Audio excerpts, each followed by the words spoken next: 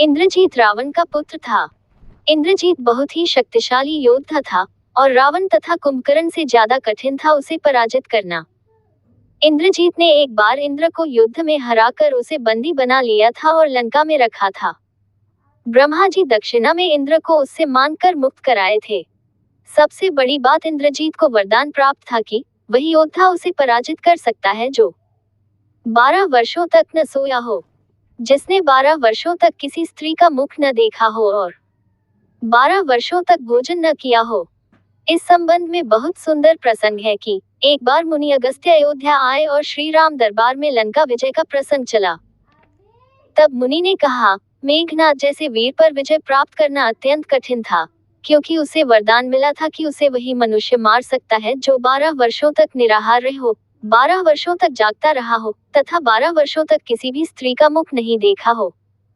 लक्ष्मण ने मेघनाद को मारा तो इसका अर्थ है उन्होंने 12 वर्षों तक इन कठिन नियमों का पालन भी किया है। मुनि अगस्त्य की बात सुनकर श्री राम जी ने कहा, परंतु लक्ष्मण को तो प्रत्येक दिन मैंने उसके हिस्से के फल दिए थे और सीता के साथ रहते हुए उसने कभी उसका मुख नहीं देखा हो। ऐसा कैसे संभव है? तब लक्ष्मण जी ने उत्तर दिया, भैया ये सत्य है कि मैं 12 वर्षों तक आपके और माता के सोने के पश्चात पूरी रात जागकर बाहर पहरा देता था। मैंने निद्रा को अपने बाणों से बेडाला था, इसलिए निद्रा ने मुझे 14 वर्षों तक स्पर्श नहीं करना स्वीकार किया था। आप प्रत्येक दिन मेरे हिस्से का फल देकर मुझे कहते थे, ये लो लक्ष्मण ये रख लो। तो आपकी आज्ञानुसार मैं उन फलों को रख लेता था लेकिन खाता नहीं था। मैंने विश्वामित्र जी से एक विद्या प्राप्त की थी, बिना आहार जीने की विद्या।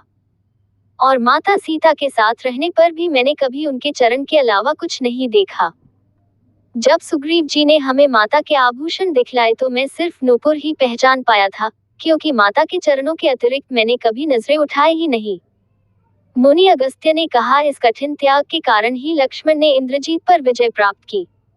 लक्ष्मण आपकी जय हो।